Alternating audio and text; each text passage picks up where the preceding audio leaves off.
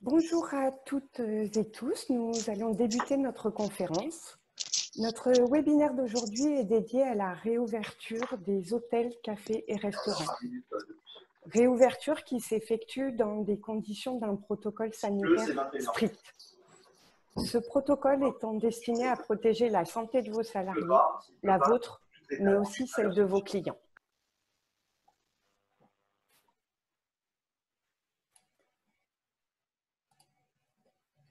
Nous ne sommes pas très nombreux aujourd'hui et pour une fois, je m'en réjouis. Nous étions prêts pour l'organisation de cette conférence prévue avant la réouverture envisagée le 22 juin. L'annonce du président Macron de dimanche dernier vous a permis de rouvrir vos établissements dès lundi. Pour la plupart d'entre vous, vous avez eu accès aux informations et au contenu de ce protocole sanitaire grâce à vos organisations patronales, au site du ministère du Travail ou encore aux informations que nous avons pu vous transmettre. Le webinaire d'aujourd'hui sera donc consacré à revenir sur les points principaux de ce protocole, mais aussi sur les aides financières qui sont à votre disposition dans cette période. Nous évoquerons aussi la formalisation des mesures de prévention que vous devez mettre en place au travers de votre document unique et éventuellement d'un plan de reprise d'activité. Nous vous présenterons aussi une solution en ligne vous permettant de réaliser et mettre à jour votre document unique. Je tiens à préciser que les services de santé au travail sont particulièrement mobilisés auprès des entreprises et des salariés. Ils ont été mobilisés pendant le confinement auprès des entreprises poursuivant leur activité en présentiel ou en télétravail. Ils restent mobilisés depuis le déconfinement pour vous aider à reprendre votre activité en toute sécurité. Le suivi de la santé des salariés est assuré dans des conditions qui sont modifiées par l'ordonnance du 2 avril, avec une priorisation des visites à effectuer et des reports possibles pour certaines d'entre elles. Mais les services de santé au travail s'emploient à assurer ce suivi, y compris au travers de téléconsultations. Les médecins du travail, infirmiers en santé au travail, intervenants en prévention des risques professionnels, psychologues du travail, assistants sociaux, sont à votre service, sont présents pour vous accompagner et vous conseiller, y compris au travers de permanences téléphoniques. Nous répondons à vos questions et vous mettons à disposition des guides et fiches pratiques pouvant vous aider. Enfin, nous vous accompagnons pour les mesures de prévention à mettre en place et adaptées à votre activité. Alors n'hésitez pas à nous solliciter. Les organisateurs de cette conférence sont les 9 services de santé au travail de la région Île-de-France que vous voyez apparaître. Nous avons souhaité organiser collectivement cette conférence pour vous permettre de ne pas rester isolés face aux questions que vous vous posez. Ce webinaire est aussi organisé en partenariat avec l'UMI et le GNI, 2 organisations patronales de votre secteur qui vous présenteront le protocole sanitaire et les aides financières et répondront à vos questions. Ce webinaire est aussi organisé en partenariat avec Aléa Prévention, éditeur de la plateforme DUERP. J'en profite pour me présenter, Céline Roux, déléguée générale de Santé au Travail Fédération en Île-de-France. Je vous accompagnerai tout au long de ce moment que nous allons passer ensemble et passer ensemble avec nos 4 conférenciers, Franck Delvaux, président de l'UMI Paris, Vincent Sitz, président de la commission emploi formation handicap du GNI, Pascal Provost, gérant et fondateur d'Aléa Prévention, et Jennifer Sergent, ingénieure hygiène sécurité du CIAM. Avant de passer la parole à nos intervenants, je vous précise que nous dédierons des temps de questions-réponses. Pour poser vos questions, vous pouvez lever la main en cliquant sur le petit « lever la main », l'icône qui est dans votre application, et je vous ouvrirai votre micro pour que vous puissiez poser votre question et nos conférenciers y répondront. Cette petite règle permettra d'éviter quelques désagréments techniques et permettra des prises de parole plus fluides.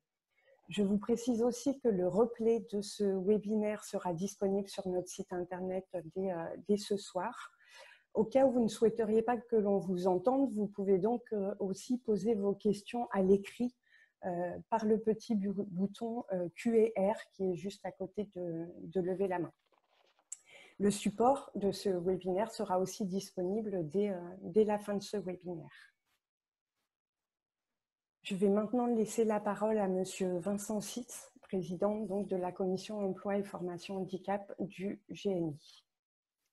Merci Madame Roux, merci pour cette présentation et merci à vous tous d'être présents aujourd'hui. Pas nombreux aussi quand même, ça fait toujours plaisir, même si on était tous préoccupés par la réouverture de nos établissements. Je pense qu'il est important de pouvoir faire un point sur le protocole de déconfinement et puis les mesures mises en place par le gouvernement pour notre secteur d'activité.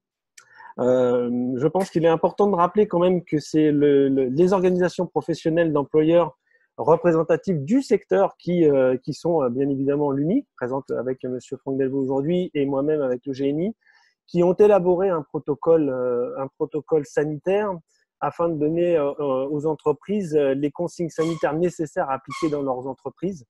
Le but, bien évidemment, de ce protocole et d'y être associé, c'était surtout de ne pas se retrouver forcément avec un protocole euh, qui soit encore une fois une usine à gaz pour nos professionnels, pour nos salariés. Donc le but, c'était vraiment d'y être associé, d'y participer et de faire en sorte que celui-ci puisse être je ne vais pas dire le plus facile, mais le plus accessible pour chacun.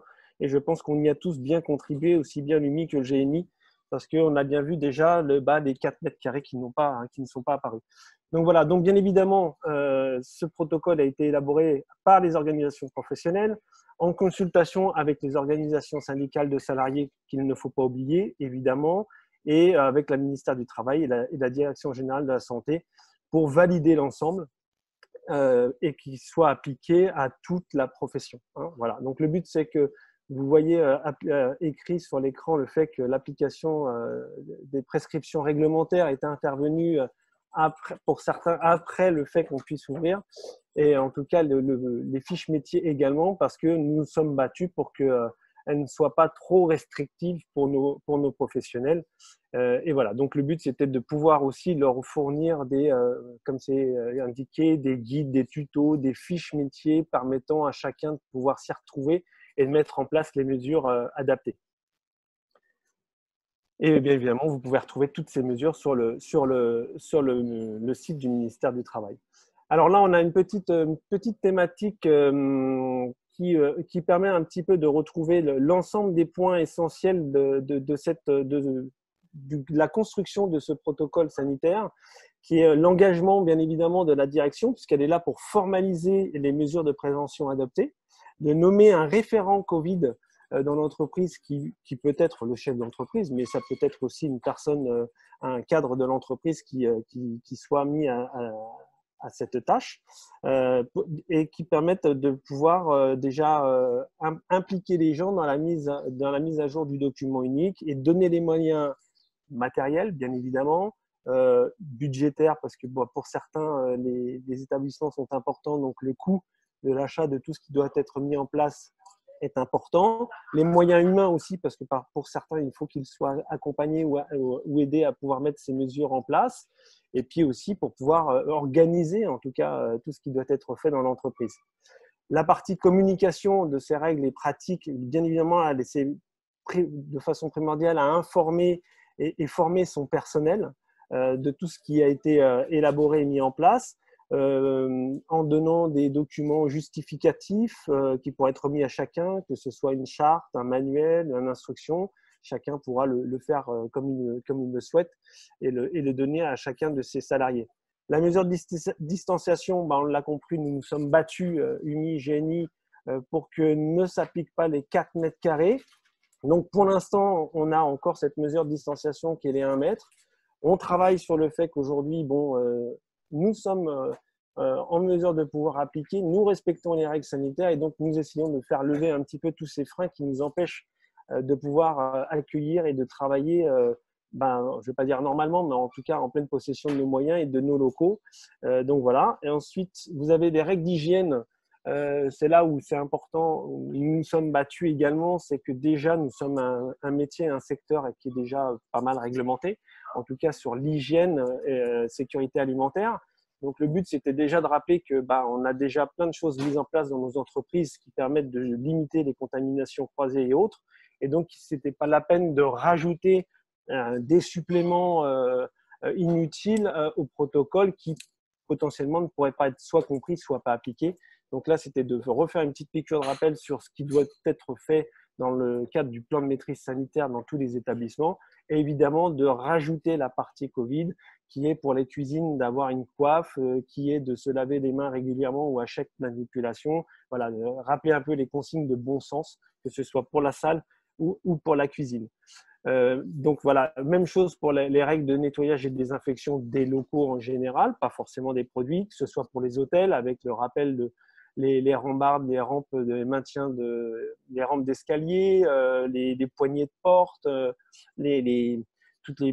où on pose les cartes pour rentrer dans les établissements, de rappeler qu'il faut mettre un protocole en place de nettoyage, de désinfection et de l'afficher pour justement aussi rassurer le client. Les gestes barrières vis-à-vis des clients, et ben, évidemment, c'était dans la mesure du possible, de garder la mesure de distanciation qui était des 1 mètre, d'avoir un masque pour tous les salariés présents dans l'entreprise. Et pour ceux qui auraient éventuellement un contact avec le client et qui ne sont pas en mesure de pouvoir respecter la mesure de distanciation, d'avoir une visière en supplément. Je pense essentiellement pour les personnes qui sont au bar, si on n'a pas la possibilité de pouvoir mettre un plexi, ce qui se comprend, sur toute la longueur du bar, on la réserve généralement à la prise de commande ou aux réservations. On a travaillé également sur les gestions des paiements, puisque là, le but, c'était d'éviter les manipulations, donc de privilégier, tant que faire se peut, les paiements en sans contact, hein, donc via le téléphone, en posant juste la carte, puisque le montant a été augmenté pour pouvoir justement faciliter le type de paiement. Limiter les manipulations à des espèces si c'était possible. En tout cas, on ne l'interdit pas parce que c'est pas possible. Mais voilà, de sensibiliser un petit peu tout le personnel à pouvoir faire les choses autrement, en mettant aussi à disposition des clients des supports de communication de nos cartes qui sont par le biais de QR code, qui permet de ne pas donner un document au client qui puisse être manipulé par tout le monde et qui, en règle générale, ne pourrait pas être nettoyé systématiquement, en tout cas s'il y avait du monde à chaque manipulation. Donc, ça a permis un petit peu, en même temps, il faut reconnaître, j'y étais pas forcément favorable. Aujourd'hui, je me dis que c'est un complément. On ne ferait pas forcément tous les jours avec, mais ça peut être un complément, en tout cas, à la présentation de la carte. Ça parfois un petit peu utile. De rappeler que bien évidemment, on a une obligation de surveillance par l'encadrement, puisqu'on a un référent Covid, qu'il est là pour rappeler tous les jours les mesures, de sensibiliser, de répondre aux questions du personnel, voilà, de rassurer aussi les clients et puis de leur rappeler aussi leurs obligations, parce que quand ils viennent chez nous, ils doivent aussi porter le masque, sauf quand ils sont à table, bien évidemment, on va le voir après. La gestion des cas, c'est savoir le comportement qu'on doit avoir si on a un salarié qui potentiellement serait suspecté d'avoir les signes du Covid ou qui nous dirait être malade ou éventuellement un client qui nous ferait part d'avoir été contaminé et d'être passé chez nous, de savoir ce que l'on doit faire, ce que le chef d'entreprise doit faire et mettre en place et appliquer pour répondre à ses obligations. Et donc, ça correspond à tout ce que je viens de dire, c'est-à-dire à l'analyse de tous les risques et de la façon dont on y répond par la prévention. Voilà. La petite page suivante. Donc, voilà. Donc, c'est juste en même temps, ce protocole, il a plusieurs vertus et intérêts. C'est d'abord, bien évidemment, de rassurer nos salariés par la mise en place et l'application du protocole, de leur expliquer pourquoi il est fait et comment on l'applique. C'est aussi, bien évidemment, de rassurer nos clients et quand ils viennent chez nous, de se dire je suis en sécurité, les choses sont mises en place, tout est respecté comme ça doit l'être. Et puis, en même temps, c'est pouvoir permettre le protocole, c'est ce sur quoi nous nous sommes battus, c'est que ce soit un standard, c'est qu'il n'y ait pas un protocole pour le restaurant, un autre pour le restaurant gastronomique, un autre pour le snacking, un autre pour… Voilà. Le but, c'est que, voilà, pour notre secteur, on a standardisé les choses de façon à ce que ce protocole puisse s'appliquer au plus grand nombre et que ce soit la même chose et que ce soit compréhensible. Voilà.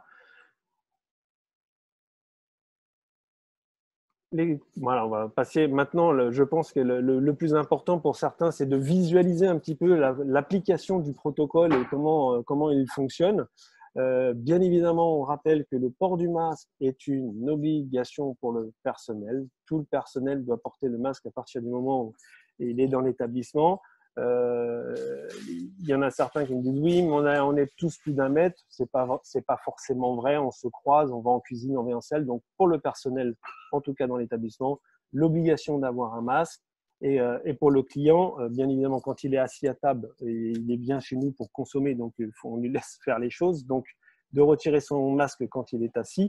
Autrement, s'il doit aller payer au comptoir ou s'il devait aller aux toilettes, il doit impérativement lui-même mettre son masque et respecter les consignes le protocole, c'est-à-dire se nettoyer les mains avec le gel hydroalcoolique qu'on aura mis à sa disposition, bien évidemment. Les tables, les clients doivent être à une distance, située à une distance de 1 mètre minimum entre eux, entre chaque table en tout cas. Et on comprend, j'avais souvent des questions, oui, mais le client est de dos à moi, donc, mais ça ne change rien. Il doit être à 1 mètre quand même, même s'ils sont dos à dos, à l'exception, comme on le voit sur la petite vidéo, enfin la petite image ici, sauf si on y met des plexis, enfin des dispositifs qui permettent de justement faire cette séparation et de ne pas respecter les 1 mètre comme c'est possible. Pour l'instant, nous sommes toujours contraints et on se bat avec l'UMI pour que ça puisse être allégé aussi.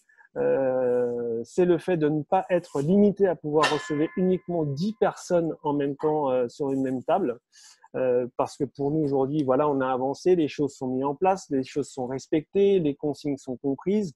On voit bien que nos salariés et nos clients viennent en transport en commun pour une grande partie et que pour certains, ils sont collés serrés soit dans le bus, soit dans le métro.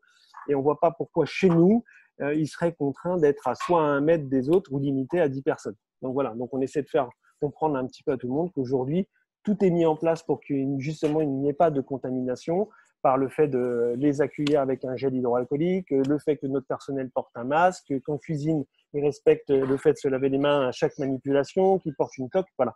Donc aujourd'hui, on essaie d'un peu d'alléger toutes ces contraintes qui font que pour certains, c'est une limitation du nombre de couverts qu'ils peuvent faire dans leurs établissements, parce que tout le monde n'a pas forcément, on l'a vu, une terrasse pour pouvoir exploiter son établissement. Et dès qu'on est contraint à une mesure de distanciation, eh ben, on réduit de façon drastique pour certains le nombre de places assises et donc la possibilité de travailler correctement.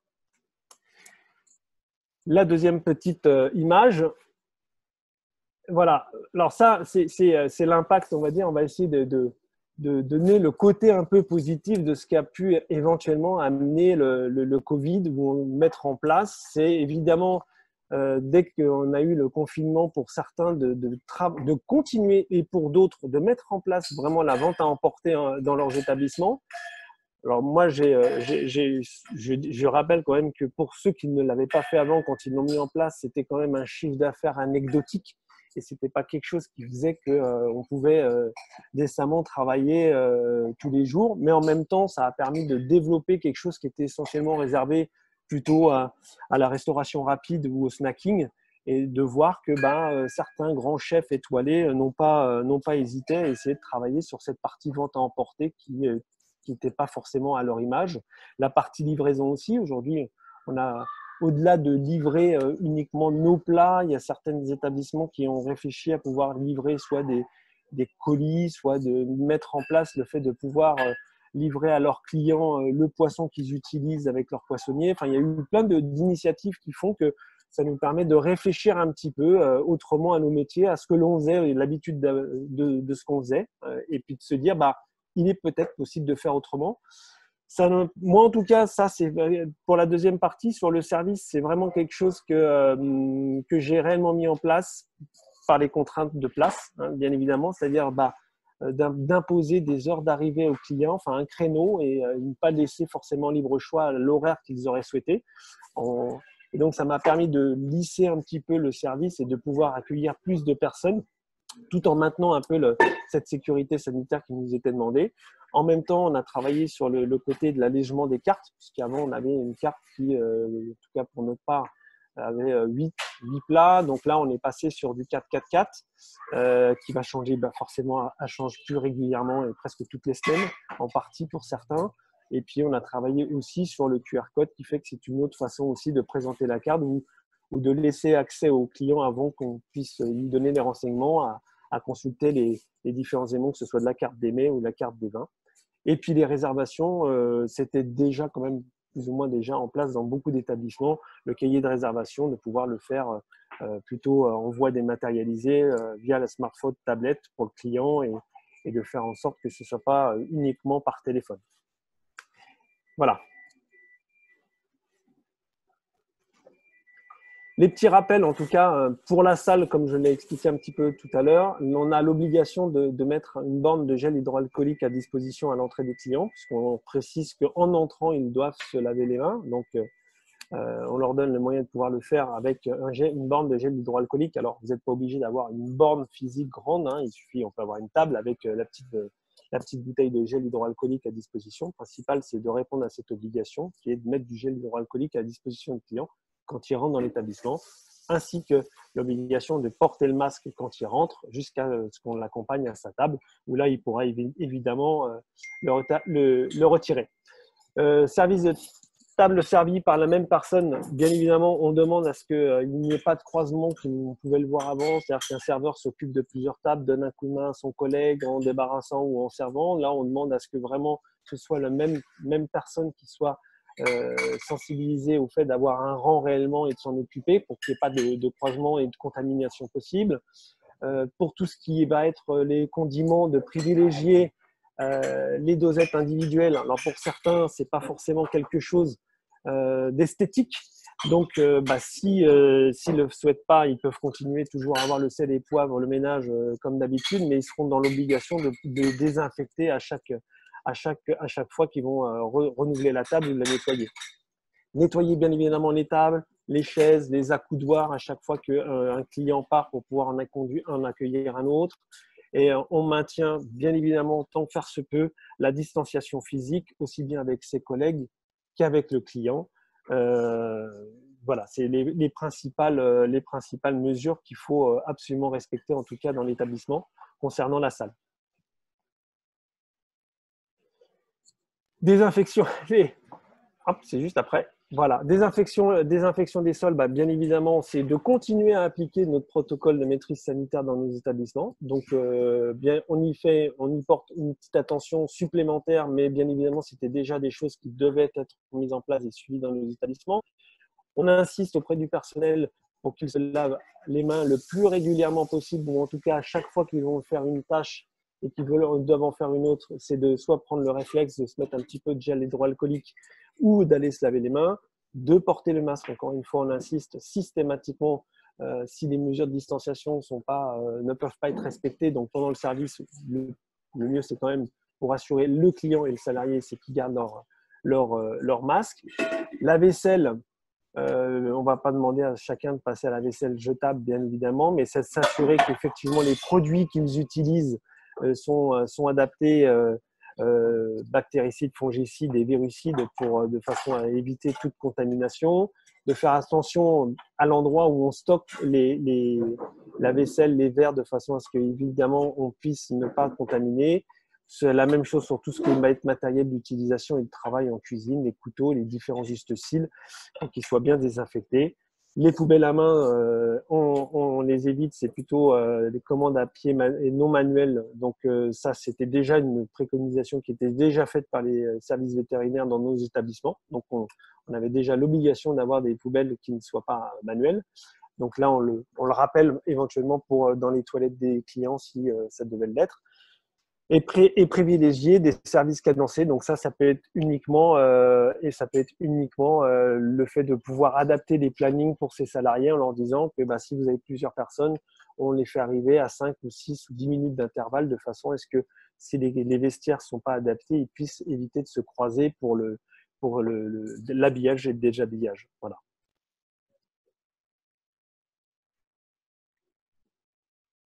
Ça, c'est plutôt pour le service des hôtels. On insiste puisque là, le client peut, dans les locaux en dehors de la restauration, ne pas avoir son masque. Donc là, on insiste éventuellement, enfin pas éventuellement, on insiste vraiment pour que soit nettoyé tout ce qui est les poignées de porte, les interrupteurs, les robinets, tout ce à quoi il est possible qu'il touche, lui et les salariés.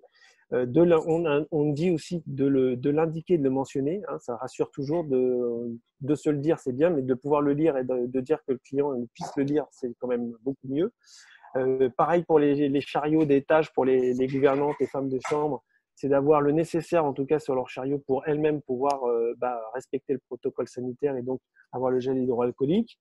et lorsqu'elles sont obligées de communiquer ou de croiser des clients ou des collègues, de faire attention à tout ce qui va être manipulation du linge usagé ou lors des recouches, donc de faire attention, éviter de secouer le linge en dehors de la chambre si toutefois. Les serviettes, c'est pareil, d'éviter de les lancer, des choses, de prendre les choses plutôt délicatement et de débarrasser au mieux possible les affaires.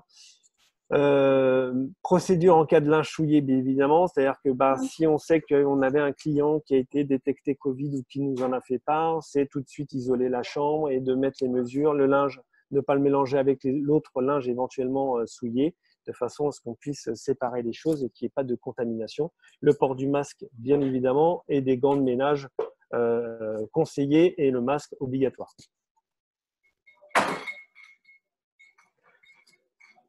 L'engagement de la direction, c'est ce que je disais, on a l'obligation de nommer un référent. Alors, ça peut être soit le chef d'entreprise ou une personne responsable, un cadre de l'entreprise. Il sera là, évidemment, pour donner toutes les informations aux salariés tous les jours s'il y avait des nouvelles sanitaires par le gouvernement, à la télé, des choses comme ça qui seraient importantes de savoir. Leur donner les moyens matériels, mettre les masques à disposition, les gels hydroalcooliques, s'assurer des commandes, être sûr qu'il n'y ait pas de rupture pendant toute cette période-là. Budgétaire, c'est évidemment, si c'est le chef d'entreprise, de s'assurer de pouvoir acheter tout ça. Monsieur Delvaux parlera tout à l'heure des aides qui sont à disposition des entreprises. Les moyens humains, si toutefois on doit avoir de l'aide pour les salariés ou pas. Informer les salariés, c'est ce que je disais tout à l'heure, et les représentants du personnel si on a une entreprise disposant d'un CSE. Et formaliser les mesures de prévention par le document unique, puisque maintenant on comprend... j'espère qu'on comprend l'intérêt et l'utilité du document unique, puisqu'il est indispensable et obligatoire, et on le formalise par un plan de reprise d'activité, on verra tout à l'heure.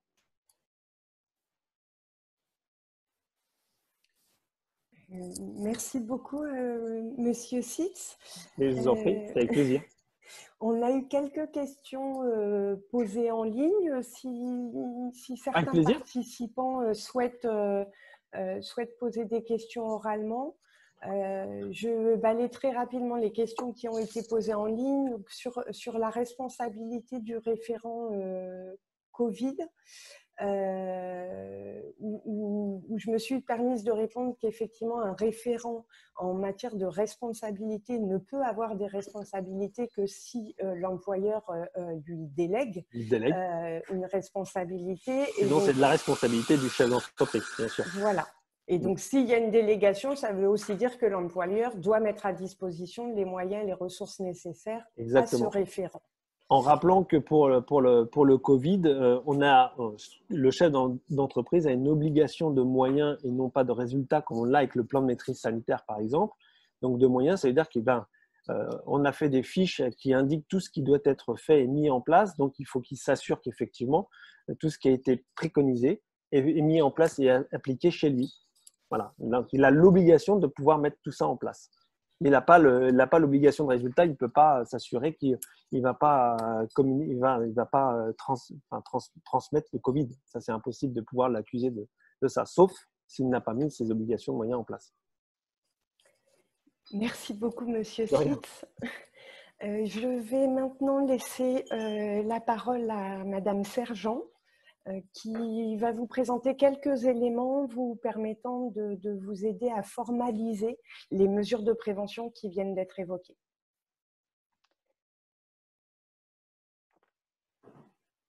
Oui.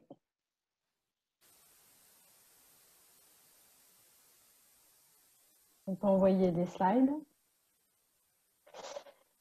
Oui, bonjour. Donc, je vais vous parler tout d'abord des enjeux santé et sécurité. Donc, suite au passage en stade 3, plusieurs cas de figure ont été présentés par Monsieur Sitz. Donc, vous avez pu arrêter totalement votre activité suite à cette crise sanitaire puisque c'était une situation inédite. Certains ont continué certaines activités, arrêté d'autres, et certains ont mis en place des nouvelles activités.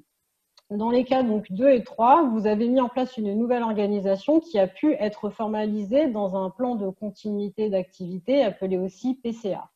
À compter du 15 juin, toutes les entreprises du secteur HCR ont pu reprendre leurs activités, sauf en Mayotte et Guyane.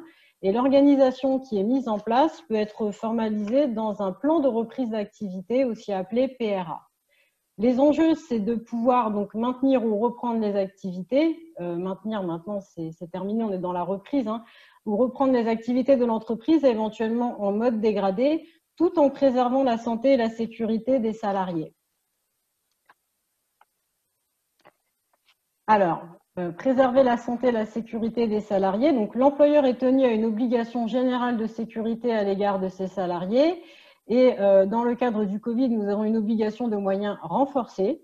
Donc, l'employeur doit tout d'abord identifier et prévenir tous les risques professionnels et il doit prendre toutes les mesures qui sont nécessaires pour assurer la sécurité et protéger la santé physique et mentale de ses travailleurs. Les mesures qu'il faut mettre en place vont comprendre des actions de prévention des risques professionnels, une organisation et des moyens adaptés et des actions de formation et d'information.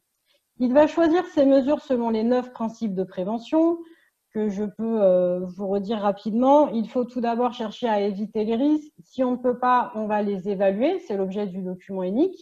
On va chercher à combattre les risques à la source. Puis, on va chercher à adapter le travail à l'homme.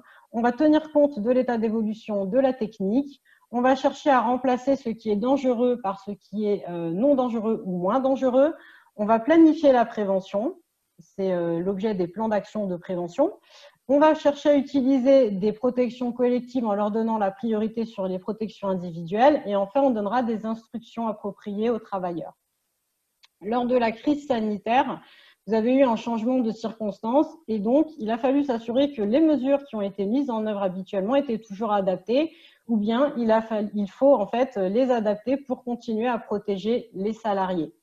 Si vous avez un conflit entre les différents enjeux, il faut toujours privilégier la préservation de la santé et de la sécurité des travailleurs. Oui. Alors, le PCA-PRA, donc ce sont des outils qui vont vous permettre de formaliser la réorganisation qui est mise en place. Donc, la première étape, dans les 2 cas, c'est de mettre en place une cellule de crise avec pilotes, participants et suppléants. Vous allez ensuite faire une analyse préalable des activités de l'entreprise.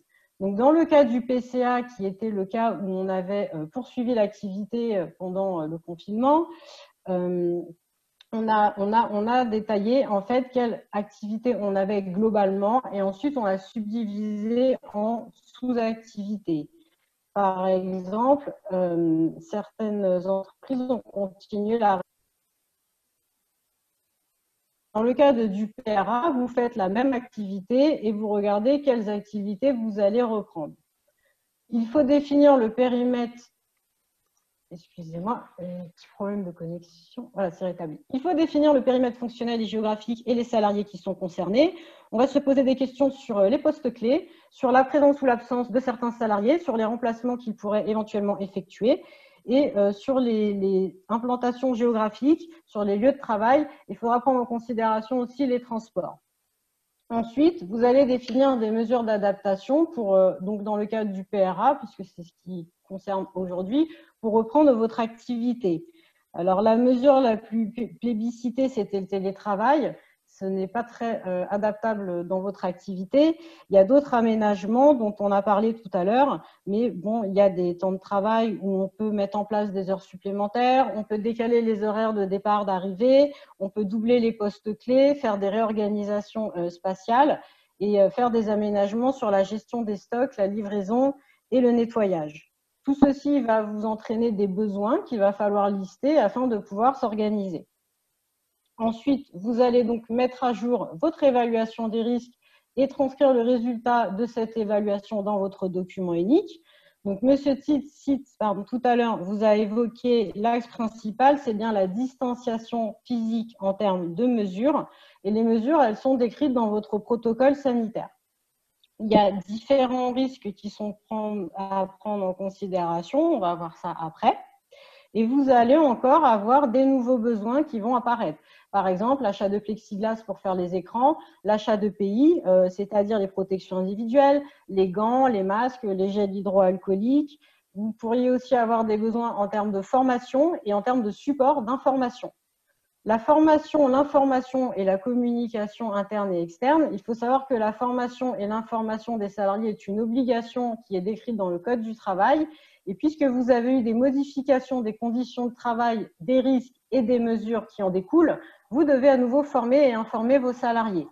Quant à la communication externe, communiquer avec vos clients, ça peut d'une part aider à rassurer vos clients et également aider aussi pour les mesures que vous allez déterminer, par exemple le port du masque lors des déplacements. Les services de santé au travail sont à votre disposition pour vous accompagner sur ces outils et donc pour formaliser votre plan de reprise d'activité.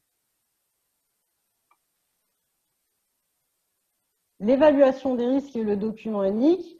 Donc, bien sûr, avec le Covid-19, on a mis à jour notre évaluation des risques professionnels en transcrivant le résultat de celle-ci dans notre document unique. Dans le cadre du PRA, vous redémarrez votre activité avec présence du Covid qui circule toujours sur le territoire. Il faut donc réduire au maximum les risques de contagion sur le lieu de travail ou à l'occasion du travail. Et il faut anticiper et effectuer une veille sur l'actualité pour tenir compte des recommandations du gouvernement. Les outils de formalisation seront en fonction du choix de l'entreprise. Certaines entreprises ont mis intégralement à jour leur document unique par unité de travail. D'autres ont choisi de faire l'évaluation des risques et la définition des mesures de prévention dans un outil qui est situé à l'intérieur de leur plan de reprise d'activité. Et finalement, elles renvoient de leur document unique vers cet outil en faisant une annexe qu'elles mettent à la suite du document. Les mesures qui sont à mettre en œuvre, elles ont été décrites tout à l'heure par M. Sitt, elles sont dans le protocole sanitaire HCR.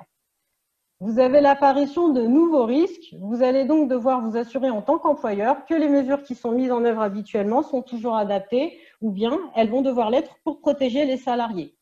Le risque Covid-19, on le décrit avec exposition non spécifique. C'est très important que vous le décriviez comme ça. C'est pour des raisons juridiques et d'ordonnances récentes qui ont été mises en œuvre. Vous avez un risque des risques psychosociaux. La présence du virus sur le territoire et le fait que les gens viennent travailler en présence de ce virus, ça peut être anxiogène. Vous allez avoir tous les risques qui vont être liés à votre réorganisation, c'est-à-dire que vous allez mettre en place une réorganisation et cette réorganisation peut elle-même entraîner des nouveaux risques. Par exemple, si vous avez mis en place les livraisons, alors que vous ne le faisiez pas avant, vous avez l'apparition de nouveaux risques. Il va falloir les évaluer et définir des mesures. Enfin, vous avez des risques qui sont liés au redémarrage des bâtiments, locaux et machines si vous avez été à l'arrêt. On va voir ça sur les slides suivantes. Donc ça, c'est un schéma qui représente l'évaluation des risques qu'on fait dans le cas où on était en continuité d'activité, c'est-à-dire pendant la période de confinement. Donc comme je vous l'ai dit, vous avez bien le risque Covid-19, exposition non spécifique, et donc les risques psychosociaux qui sont là par la présence du Covid en même temps qu'on travaille. On évalue les risques et on définit des mesures de réorganisation, prévention. Et il y a des risques qui peuvent apparaître à cause, malheureusement, de cette réorganisation et il va falloir les évaluer et définir des mesures de prévention. Il y a beaucoup d'entreprises qui ont mis, par exemple, en place le télétravail. Eh bien, le télétravail, en situation exceptionnelle, est pourvoyeur de risques et il faut définir des mesures afin de continuer à préserver la santé et la sécurité des salariés. Vous transcrivez ensuite le résultat de cette évaluation dans le document unique. Et les services de santé au travail, bien sûr, sont à votre disposition pour vous accompagner sur ce sujet. On va passer le schéma suivant. Donc là, c'est dans le cas où vous avez arrêté votre activité et que vous l'avez reprise. On a les mêmes risques que tout à l'heure, mais en plus, on a la remise en route des bâtiments et des machines matérielles. On peut parler de l'exemple en fait, des réseaux d'eau qui ont pu être mis à l'arrêt. Il faut savoir qu'avant de rouvrir, il faut normalement faire une purge. Alors ça, c'est vraiment le minimum syndical. Il faut faire une purge en fait, au point de puisage du réseau. Dans certains cas, pour certains ERP, il y a aussi également des contrôles par rapport à la légionnelle qui sont à mettre en place. Donc tout ça, il faut le prévoir et il faut ensuite le mettre en place. Voilà. Je vais passer la parole, à part qu'il y a des questions. Je vois une question. Oui, il y a effectivement une question en ligne pour tous nos intervenants. Un participant qui demande si pour la partie traiteur, il a possibilité d'accepter une opération dans un lieu privatif qui n'est pas le domicile du client, mais que cet événement pourrait accueillir plus de 10 personnes. Donc, autrement dit, est-ce que l'entreprise a la possibilité d'accepter ce type de contrat ou non dans la période? Là, de toute façon, dès qu'on dit plus de 10, c'est pas possible. La base, c'est de toute façon 10 personnes maximum. Et pour les traiteurs organisateurs de réception, les contraintes sont pour l'instant pas levées sur l'ensemble de leurs prestations. Donc, pour l'instant, je dirais que c'est pas possible de réaliser une prestation traiteur avec plus de 10 personnes et plus le personnel certainement qui doit aller avec. Merci beaucoup. Si vous avez d'autres questions, vous avez toujours la possibilité de cliquer sur le petit « Lever la main » pour que nous puissions ouvrir vos micros et répondre à vos questions. Et s'il n'y a pas de questions, donc nous allons passer à la suite de la présentation. Merci beaucoup Jennifer. Je laisse la parole à Pascal Provost, fondateur et dirigeant d'Aléa Prévention, qui va vous présenter une des solutions existantes sur le marché pour vous aider à réaliser et mettre à jour votre document unique. Nous avons souhaité, au niveau de la Fédération Santé au Travail en Île-de-France, vous présenter cette solution parce que, comme va l'évoquer Pascal, elle est en ce moment gratuite pour les entreprises de votre secteur dans le cadre d'une offre solidaire qu'Aléa Prévention met en œuvre. À toi, Pascal.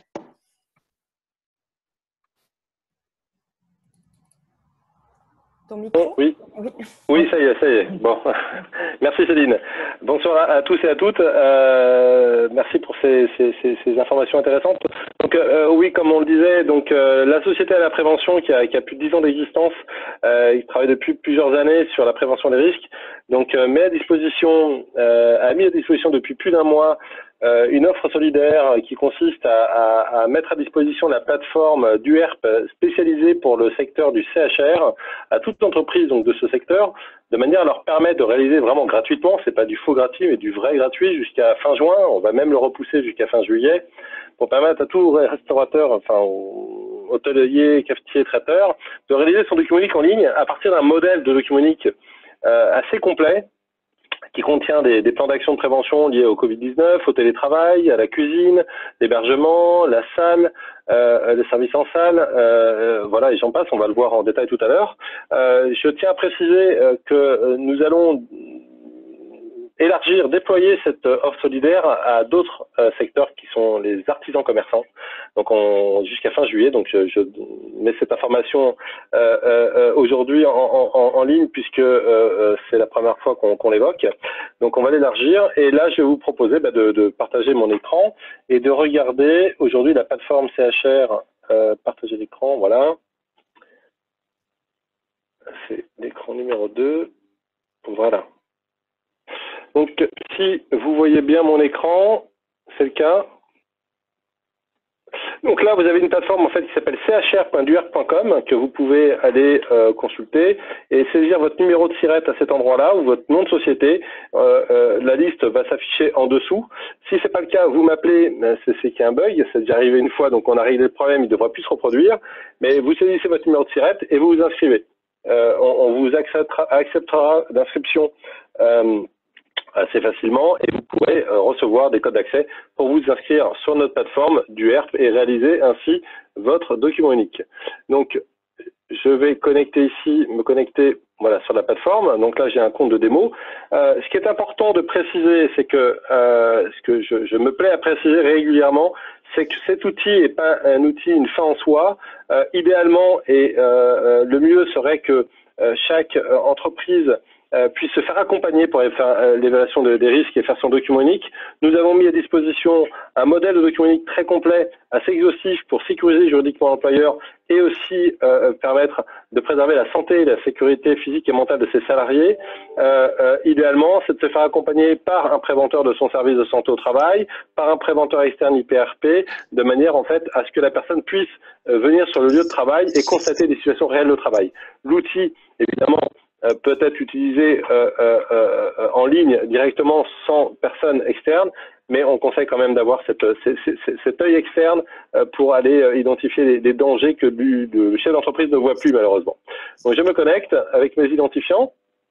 Voilà, donc là j'ai 2 établissements, je vais passer le guide, donc chaque personne qui se connecte pour la première fois va être guidée, on va lui expliquer comment utiliser l'outil, par où passer, sur quoi cliquer, etc. Donc je vais pas le faire, je vais aller directement moi sur un établissement de l'étape 1, donc j'ai un modèle de document unique hôtel, café, restaurant, traiteur, qui est à renseigner, donc il n'y a pas d'information, il n'y a aucune action à faire pour l'instant, donc je vais cliquer sur cette ligne et commencer à identifier.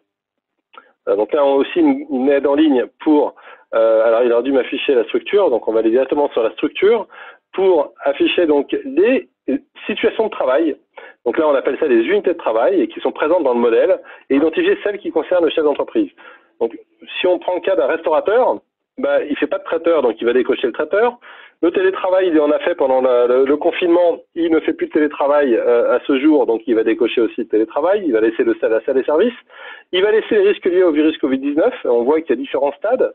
Donc aujourd'hui, on aurait pu déjà pré-renseigner en effet et dire je désactive le danger lié au stade 3. Au confinement, on en est sorti, le stade 1, le stade 2, et je laisse le déconfinement. Et on verra que dans le déconfinement, il y a des risques d'infection par le coronavirus qu'on va laisser, qui sont traités en deuxième étape. Ça, c'est la première étape. Je personnalise la structure de mon document unique sur la base du modèle. Et ensuite, on ira renseigner les actions de prévention. L'hébergement, je n'en fais pas, je le décoche. Donc, on voit qu'il y a différents dangers bien identifiés, un nombre de dangers assez important liés à l'hébergement. Je vais le décocher.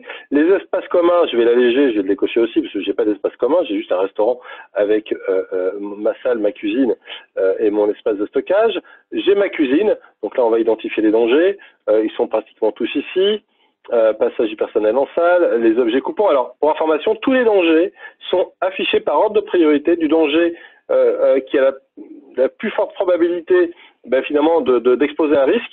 Et donc, ce qu'il faut savoir, c'est que notre modèle de document unique, comme des 130 ou 140 modèles de document unique métiers, parce qu'il n'y a pas que les cafetiers, hôtels, restaurants, traiteurs qu'on a modélisés, sont tous précotés sur la base des statistiques Amélie en termes de sinistralité, accident de travail et maladies professionnelles. C'est-à-dire qu'on a déjà pré-renseigné la gravité, la fréquence et la probabilité que vous pourrez modifier dans un second temps si vous le souhaitez. En tout cas, voilà. Donc, j'ai laissé les différentes situations, enfin, unités de travail. Je valide la structure qui porte mon document unique pour ensuite passer une étape qui va être de planifier, enfin identifier, analyser les risques, on va dire, puisque j'ai des risques ici qui sont déjà précotés sur la base de la fréquence, la gravité, la probabilité. Je vais pouvoir les modifier pour changer la cotation. Là, on est attaché à une classe de risque psychosocial. Donc là, je vais retrouver l'ensemble des dangers pour l'administratif. Alors, je vais aller directement sur la cuisine, c'est plus parlant pour un restaurateur, ou je vais aller d'ailleurs sur les objets coupants. Je me rends compte que, en effet, le danger lié aux objets coupants entraîne des risques liés de plaie et de coupure, puisque ça fait partie des deux plus grosses origines, plus fréquentes origines d'accidents du travail dans le métier de la restauration, puisque ce sont les plaies et coupures ainsi que les chutes de plein pied. Si je dis des bêtises, Vincent ou Monsieur Delvaux, n'hésitez pas à me corriger. Et là, je vais retrouver ici des actions de prévention qui sont par défaut au statut désactivé, qui vous suffit juste d'activer pour dire oui, en effet, je fais le contrôle et l'entretien régulier du matériel électrique. Il y a 5 actions identiques. Je vais dire ne plus me demander. Je vais modifier aussi les 5 actions parce que ce contrôle entretien des réguliers du matériel électrique dans les différentes unités de travail, je le fais déjà, donc je vais mettre à jour les 5 autres actions. Je vais faire dire oui pour les autres mesures que je vais modifier. Mettre à disposition de trousse de secours, c'est déjà le cas. Mettre à disposition un équipement de protection, gants, chaussures, lunettes, masques et travail adapté. Imaginons que vous ne l'ayez pas fait. Par défaut, je l'active et je vais lui dire que cette action est à faire et à planifier assez rapidement, parce que c'est quand même important d'avoir ce genre de matériel de protection individuelle, et je l'active. Donc j'ai passé ensuite au danger suivant, les objets coupants, qui concernent cette fois-ci, on va retourner le voir, donc là il a bien planifié, lié à la préparation des plats chauds. Voilà. Donc, et là on retrouve grosso modo les mêmes mesures de prévention qui sont déjà renseignées, puisque j'ai dit oui tout à l'heure. Donc on va avoir les fumées, le sol glissant, nettoyage régulier des sols, c'est déjà existant, mise à disposition de chaussures adaptées antidérapantes et montantes, donc c'est le cas. Voilà, donc je vais faire simple, rapide. Je vais m'arrêter à ce niveau-là de la cuisine. Je vais identifier les risques au Covid-19 sur la situation et le stade de déconfinement dans lequel on est actuellement. Et là, je vais identifier un nombre assez important de mesures de prévention, à commencer par le protocole national de déconfinement. On verra qu'il y a aussi le protocole sanitaire. Et là, je vais identifier dans la mesure donc de respect du protocole national. Je vais pouvoir identifier le protocole national de déconfinement. Donc, il y a des liens à chaque fois pour aider le chef d'entreprise à mettre en place des actions de prévention, des liens qui vont lui permettre de l'informer, de le renseigner, de le guider vers du matériel ou vers des formations, comme ça peut être le cas vers la formation, l'UMI-formation, la S-Forest ou autre, de pouvoir en fait avoir des informations pertinentes pour l'aider à mettre en place ces actions de prévention. Voilà. Donc là, on va retrouver voilà, garantir une distance minimale de 1 mètre autour d'une personne dans toutes les directions, c'est déjà existant. On va pouvoir activer comme ça. Alors là, il y en a quelques-unes, la mesure de prévention de la Covid-19, et puis continuer sur le salle et services. Donc une fois que j'ai finalisé, et là on voit en fait le nombre d'actions ici qui reste 14 risques qui ne contiennent aucune mesure, parce qu'évidemment je ne suis pas passé dessus, je vois ce qui me reste à faire, et ici qu'il y a un élément à mettre à jour, et ben quand vous reviendrez plus tard pour mettre à jour vos documents uniques, et s'il y a une action qui s'est remise au statut à faire parce qu'elle était périodique, elle a été planifiée pour 1 an et au bout d'1 an, 1 mois avant, l'action revient, si elle était existante, revient automatiquement au statut à faire. Et vous voyez, ici, mettre à disposition des protections de gants individuelles. Donc c'est ce que j'ai modifié tout à l'heure. Je vais la replanifier ici et je vais pouvoir ici valider le plan d'action. Donc une fois que je valide le plan d'action, donc je valide quand même le document unique. Il me dit qu'il y a des mesures qui ne sont pas cohérentes ou qu'il y a 76 risques qui ne contiennent aucune mesure. Je vais continuer quand même, revenir aux établissements. Ce que je vais faire, c'est que je vais réduire ici l'arborescence. Ce qu'on a fait tout récemment, c'est que vous pouvez aussi maintenant apercevoir et activer ou désactiver ce qu'on a fait tout à l'heure directement ici en cliquant sur ce bouton-là. Vous voyez toutes les unités de travail qui ont été désactivées. Vous pouvez aussi avoir donc affiché les boutons qui permettent d'activer ou désactiver le bar, si je veux le faire maintenant. Donc là, il me dit qu'il y a des facteurs de pénibilité qui ont été prédéfinis dessus. Hein. Donc aussi, oui, j'avais pas précisé, mais tous les éléments de facteurs de pénibilité ont été prédéfinis sur chaque unité de travail. Et donc là, il s'y passer dans un mode simplifié, un mode de consultation où la modification de l'arborescence est possible. Donc là, ce que je vais faire, on va considérer que le chef d'entreprise a passé du temps sur son document unique pour le réaliser, avec une aide à distance par un préventeur ou que cet outil a été utilisé par un préventeur pour l'accompagner à mettre à jour son document unique et qui a aussi pris des photos pour illustrer les dangers, puisque le document unique, le rapport qu'on génère, on peut y ajouter des photos sur chaque danger ou chaque mesure de prévention qui a été mise en place. Et évidemment, ces photos se mettent en avant sur le rapport.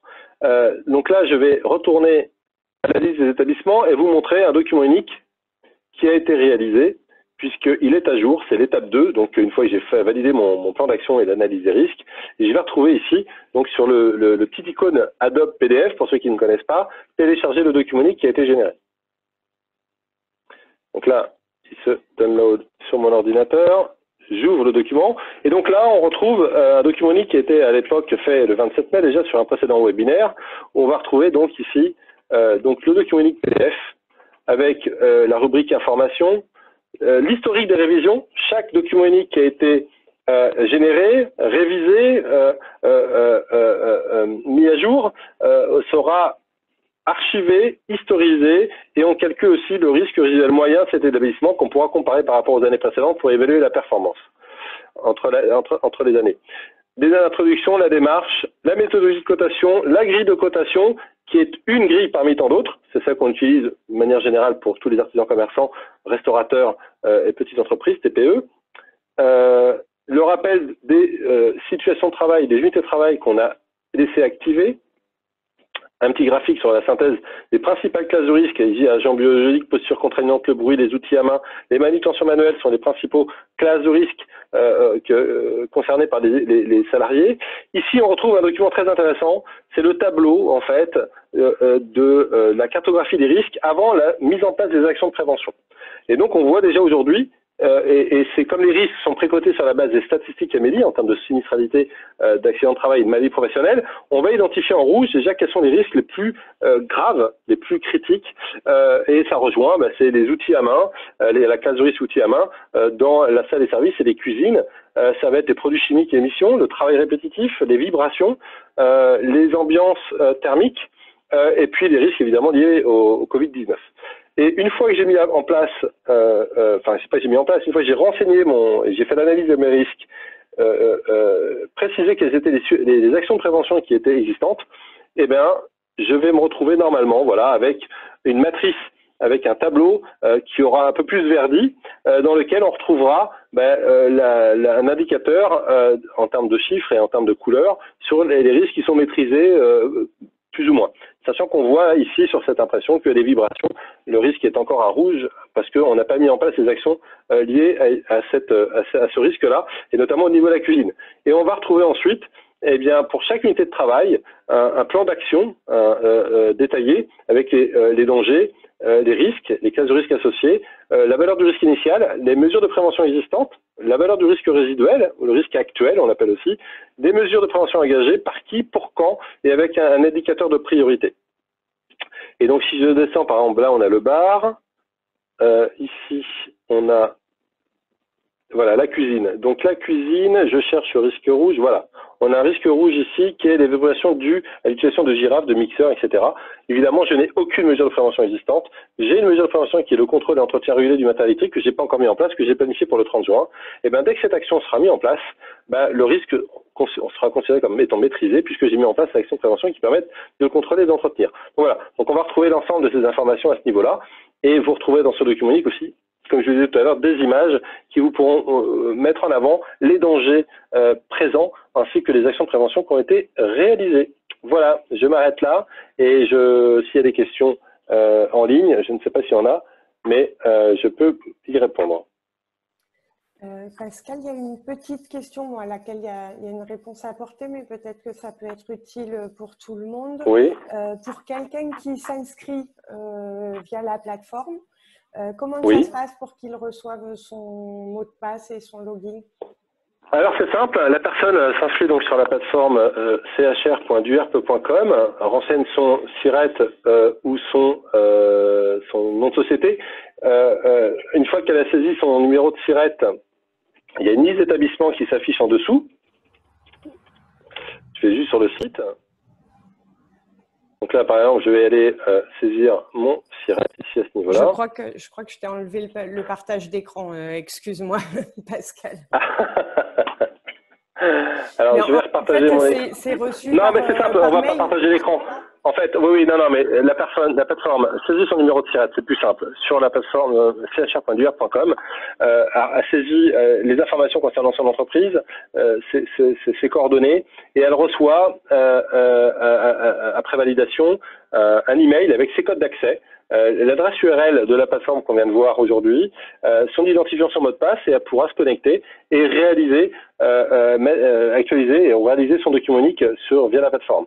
Et on lui proposera, dans tous les cas, une assistance à distance si elle le souhaite, ou si pendant son travail solitaire sur le document unique, elle estime avoir besoin d'une assistance, elle peut faire appel à son service santé au travail, ou à nous également, puisqu'on mobilise un cercle national de préventeurs sur toute la France, des préventeurs IPRP, avec qui on a évidemment défini des tarifs négociés, de façon à ne pas assommer les artisans, commerçants, TPE, de prestations beaucoup trop importantes en termes de chiffres, pour les accompagner.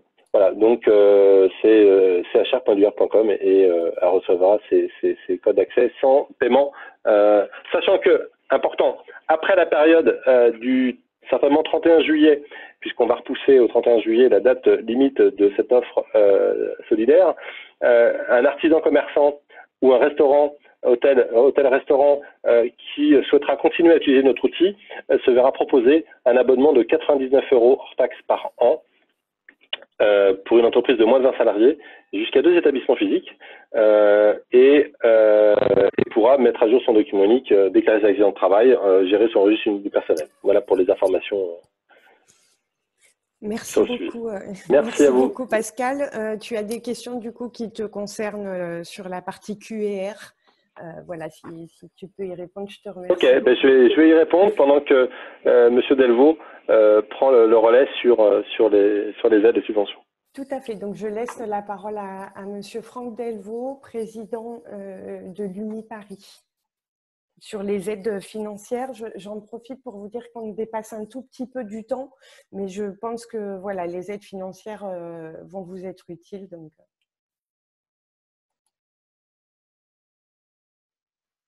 Vous m'entendez? Allô? Oui, parfait. Oui, oui. Alors, je vais essayer d'être rapide.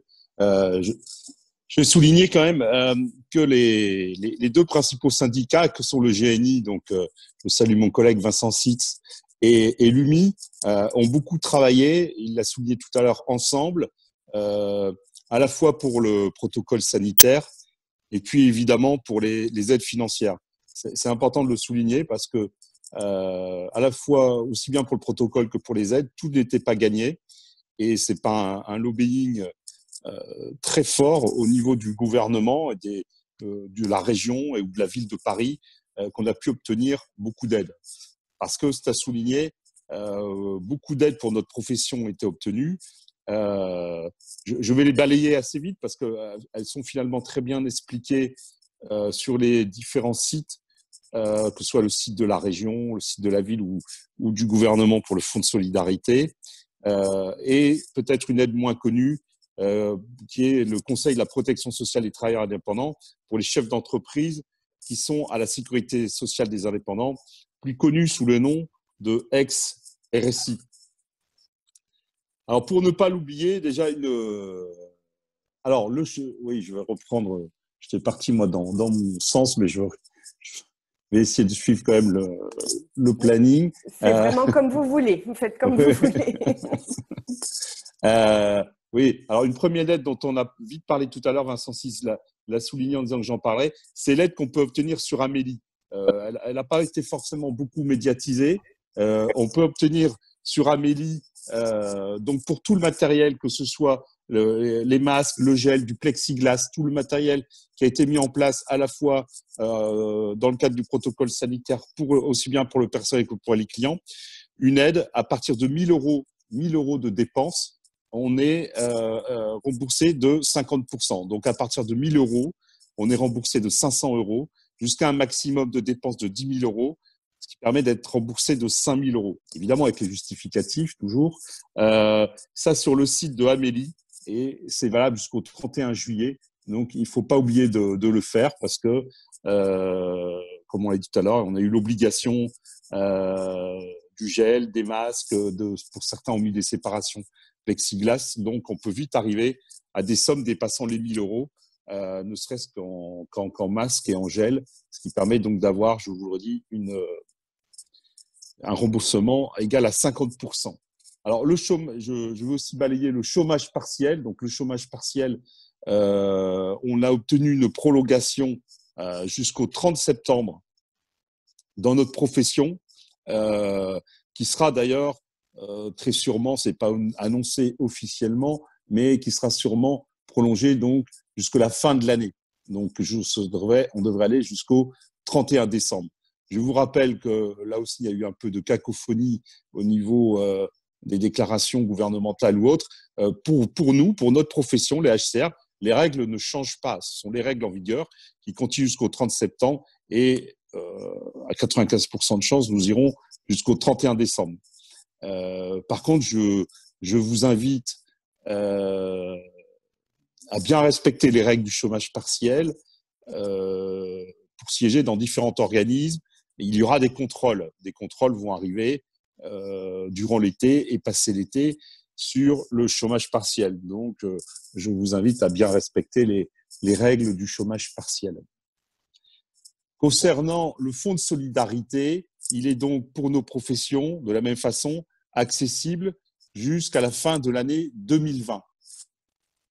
Avec un changement important qui est le passage, puisqu'il était limité à 10 salariés, on passe à 20 salariés. Il était limité à 1 million d'euros de chiffre d'affaires, il passe à 2 millions d'euros de chiffre d'affaires. Et chose très importante, une fois que vous avez obtenu le volet 1, le volet 2, sur la région Île-de-France, passe jusqu'à 10 000 euros. Avant, il y avait une condition qui était d'avoir eu un refus de prêt. Aujourd'hui, à partir du 1er juin, il va passer sans condition de refus de prêt. Donc ça, c'est très important. Les cotisations sociales. Donc là aussi, suite à nos actions menées, le GNI, l'UMI, nous avons obtenu une annulation pure et simple des cotisations et contributions patronales. Je dis bien patronales. Pour les mois de février, mars, avril et mai. Ainsi qu'un crédit de cotisation équivalent à 20% des salaires versés, également pour février, mars, avril et mai. Alors, les URSSAF viennent seulement de recevoir ces informations et vont donc compiler tout ça pendant l'été pour voir sur chaque entreprise, est-ce que l'entreprise devra, une fois que le crédit et l'annulation seront affectés, est-ce que l'entreprise doit encore de l'argent ou pas? Je fais une parenthèse pour les chefs d'entreprise, je dis bien attention, qui sont sous le régime de l'ex-RSI, c'est-à-dire à la sécurité sociale des indépendants. Là aussi, c'est en train de se faire. Ça devrait être 20%, un crédit égal à 20% des cotisations versées au titre de l'année 2019. Là aussi, il y a une mesure spécialement pour notre secteur, les CHR. Je reviens toujours sur ce CPSTI, ce nom un peu barbare, donc on comprend mieux ex-RSI, pour dire quand même que nous avons créé très rapidement au sein du CPSTI pour les chefs d'entreprise qui s'étaient vus refuser le fonds de solidarité, l'aide financière exceptionnelle, appelée AFE. Nous avons quand même accordé environ, à l'heure où je vous parle, 20 000 aides, alors pas uniquement au HCR, hein, mais 20 000 aides correspondant à 15 millions d'euros, ce qui a permis quand même donc à 20 000 chefs d'entreprise refusés du fonds de solidarité à quand même pour pouvoir percevoir une aide qui allait également, qui pouvait être jusqu'à un montant maximal de 1 500 euros. Là aussi, je vous rappelle que pour les chefs d'entreprise adhérents à la sécurité sociale des indépendants, il y a un budget d'action sociale qui est doté de plus de 30 millions d'euros. Le budget global d'action sociale spécifique étant de 52 millions d'euros. Là aussi, vous pouvez, en cas de difficulté, notamment au niveau de vos cotisations, déposer dès à présent un dossier d'ACED, aide aux cotisants en difficulté. Sur le site, c'est sécu-indépendant.fr, rubrique Covid-19. Rapidement, passons sur ce qu'a fait la ville de Paris, puisque nous avons reçu un courrier d'Anne Hidalgo. Les terrasses, donc nous avons obtenu 6 mois de gratuité sur les terrasses. Et comme vous le voyez en ce moment, la possibilité d'étendre les terrasses suite à une déclaration à la mairie d'arrondissement, d'étendre les terrasses sur l'espace public, voire sur des places de parking. Alors avec certaines contraintes, tout doit être terminé à 22h30. Attention, j'étais moi-même dans un restaurant hier soir dans Paris et à 23h, il y a eu un contrôle de police. Donc là aussi, attention, il y a des contrôles. On a demandé à ce que soit peut-être ces terrasses soient possibles jusqu'à la fin de l'année, plutôt qu'au 30 septembre. Là aussi, ce sera quand même en lien avec le fait de respecter les nuisances sonores après 22h30. Les aides de la région. Il faut vraiment souligner que la région Île-de-France a fait beaucoup. On a eu donc les possibilités des prêts garantis par l'État.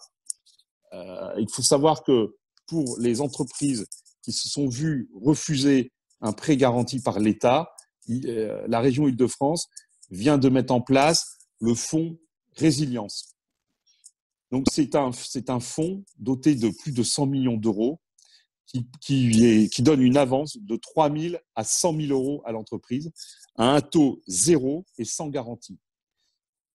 Pour ça, évidemment, il faut avoir eu un refus total du prêt garanti par l'État, voire partiel.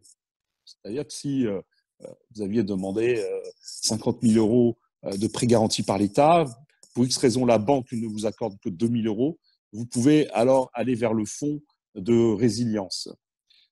C'est un fonds qui sera sur une durée maximale de remboursement de 6 ans, avec un différé de 2 ans. Donc, chose très intéressante.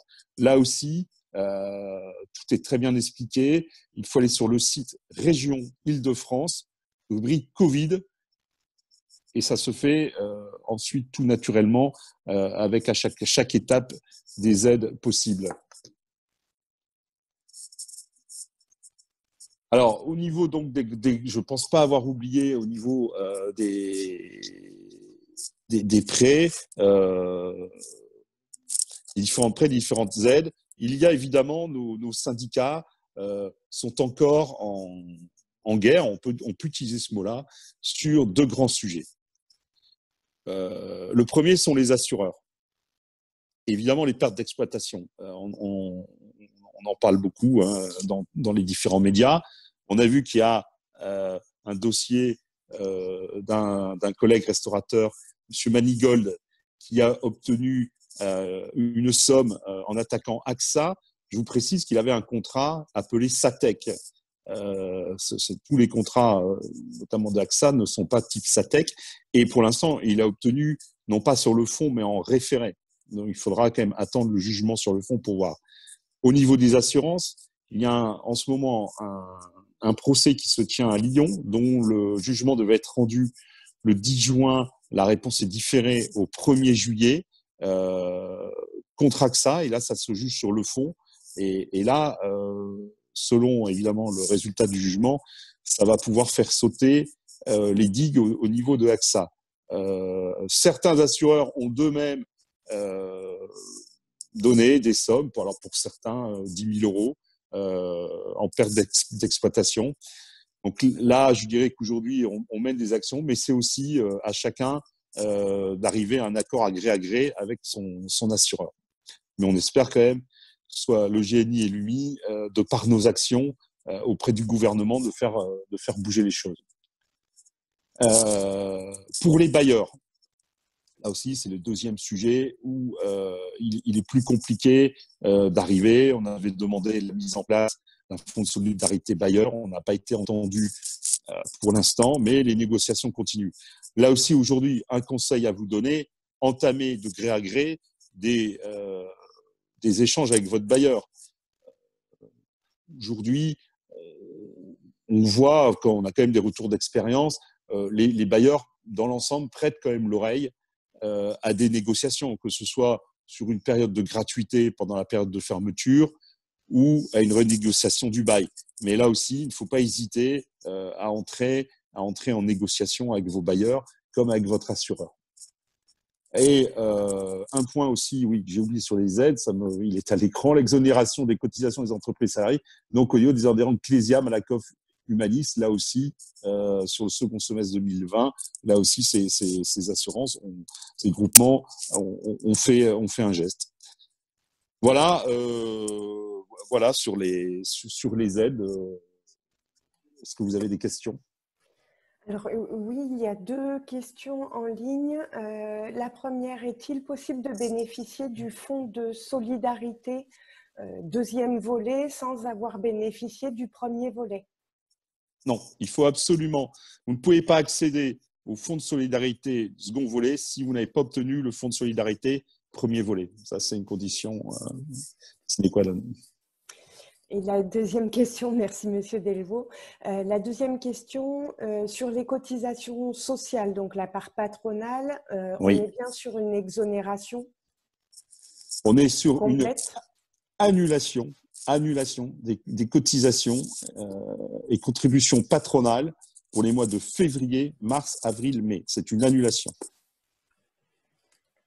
Merci beaucoup. Je ne sais pas si vous avez d'autres questions en ligne, n'hésitez pas soit à les écrire, soit à lever la main pour qu'on puisse vous donner la parole. Sinon, nous allons passer à la fin de notre conférence. La question, nous avons une question en ligne sur comment puis-je vous contacter. Il faudrait juste préciser à qui vous vous adressez, madame, pour qu'on puisse vous répondre, parce que sinon on est tous contactables sans souci, mais pas forcément à la même adresse. Voilà. Donc pour la fin de cette conférence, juste pour vous rappeler évidemment que vos services de santé au travail sont à votre disposition. Nous sommes à votre disposition sur des missions que vous connaissez peut-être un peu moins de notre part, qui sont nos missions de conseil, d'accompagnement sur l'évaluation des risques professionnels, sur l'aide à la mise en place de plans d'action, sur l'aide à la formalisation de votre document unique. Vous nous connaissez peut-être un peu plus sur le suivi de la santé au travail, donc les visites médicales de vos salariés, sachant que dans cette période, les modalités de visite peuvent un petit peu évoluer, en particulier les délais réglementaires. Donc, on a possibilité de reporter des visites d'embauche, par exemple, où les délais sont un peu moins contraints, les visites périodiques aussi, les délais sont un peu moins contraints. Donc, l'État a souhaité desserrer un peu ces contraintes de délai pour permettre aux employeurs de rester dans le cadre de la réglementation pour effectivement ne pas vous mettre en difficulté réglementaire. Donc, on est bien évidemment à votre disposition pour vous accompagner sur toutes vos démarches relatives à la santé-sécurité au travail. Pour aller plus loin, vous avez toutes les adresses mail, les sites internet des services de santé au travail qui sont repris dans ce document, les liens vers les syndicats de vos organisations patronales qui sont aussi présents, le site internet aussi d'Aléa Prévention, donc que vous retrouverez dans la présentation qui sera disponible sur le site de la Fédération à l'issue de cette conférence. Un autre slide aussi où là vous avez les liens directs vers les dossiers Covid-19 de vos organisations patronales, du ministère aussi du Travail, et le lien vers la démonstration de l'outil que vous a présenté Pascal Provost. Donc il vous suffit de cliquer sur les logos et vous arrivez sur les dossiers spécifiques. Nous arrivons maintenant à la fin de notre conférence. Donc, je remercie sincèrement nos 4 conférenciers d'avoir pu, il me semble, répondre aux questions que vous vous posiez et d'être au plus proche de votre pratique, parce que les organisations sont de votre métier. Donc, pour nous, ce n'était pas forcément très simple sur certains sujets de pouvoir vraiment répondre précisément à vos problématiques. Les aides financières en particulier, on n'aurait pas pu, nous, tout seuls, vous en parler. Donc vraiment, merci beaucoup à messieurs Sitz, Provost, Delvaux, et bien sûr aussi à Jennifer Sergent du SIAMT sur la partie document unique et plan de reprise d'activité. Un grand merci aussi à vous tous en tant que participants pour votre participation. Nous espérons que cette conférence vous a été utile. N'hésitez pas à répondre au questionnaire d'évaluation de ce webinaire qui sera sur la même page internet que la présentation. Donc, vous retrouverez la présentation sur le site internet de la Fédération qui est inscrit ici, et vous recevrez par ailleurs un mail demain. Si vous ne trouvez pas tout de suite la présentation, vous recevrez un mail demain qui vous donnera le lien direct. Un grand merci à vous tous. Nous allons donc clore cette conférence. Merci beaucoup à vous. Au revoir. Merci beaucoup. Merci. Merci. Merci Céline, merci à vous tous. Au revoir.